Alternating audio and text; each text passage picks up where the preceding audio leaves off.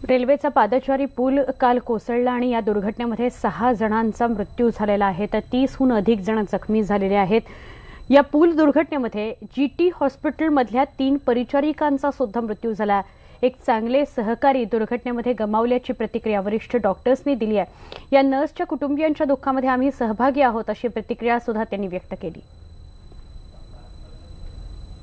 It is very sad occasion for us really.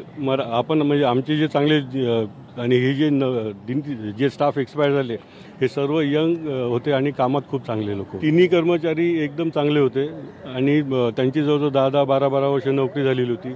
त्यातले काही लोक म्हणजे ऑपरेशन थिएटरमध्ये वगैरे काम करणारे होते आणि कामामध्ये तर एकदमच उत्कृष्ट होते। त्याच्यामुळे आम्ही आमचे 3 चांगले कर्मचारी आमचे गेले, त्याच्याबद्दल आम्हाला सर्वांना खरोखर मनापासून दुःख होतं आहे। 10 पेशंट आता आपल्याकडे ॲडमिट आहेत। 2 पेशंट बॉम्बे हॉस्पिटलला शिफ्ट केले, एक जेजेला केला आणि एक पेशंट एक्सपायर झाला।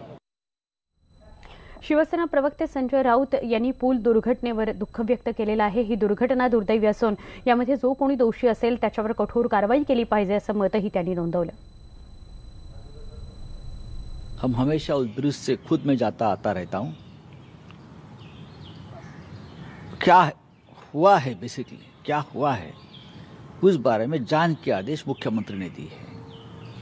जब हम देखते थे, आते थे, हम भी बहुत बार वहां से आना जाना हमारा हुआ है, तो ब्रिज तो हमें लगा कि ये ब्रिज मजबूत है, बहुत ही मजबूत है, लेकिन क्या हादसा हुआ उस बारे में जरूर जांच होनी चाहिए, क्योंकि इस प्रकार से बहुत से फुटब्रिज मुंबई में है, चाहे रेलवे के हो, चाहे बीएमसी के हो, चाहे और किसी की हो, जान तो पब्लिक की जाती है, पब्लिक की जाती है। तो एक दूसरे के ऊपर आरोप प्रत्यारोप करने से कुछ नहीं होगा।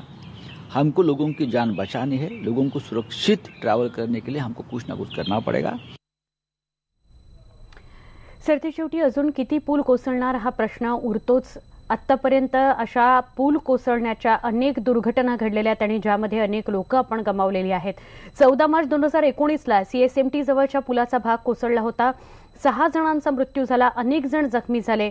29 सप्टेंबर 2017ला एल्फिस्टनमधील रेल्वेच्या पादचारी पुलावर अफवेतून चेंगराचेंगरी झाली, 23 जणांचा मृत्यू झाला। अनेक जण यातही दुर्घटनाग्रस्त झालेले होते, जखमी झालेले होते। 3 जुलै 2018ला अंधेरी ते विलेपार्लेला जोडणारा पादचारी पूल कोसळला, यामध्ये एकाचा मृत्यू झाला होता, 4 जण जखमी झालेले होते।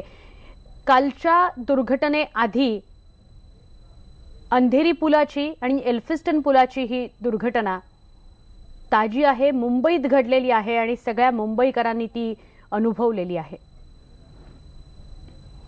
अशा किती दुर्घटना होत राहणार आहेत आणि किती मुंबईकरांचे प्राण जाणार आहेत हाच खरं तर प्रश्न आहे।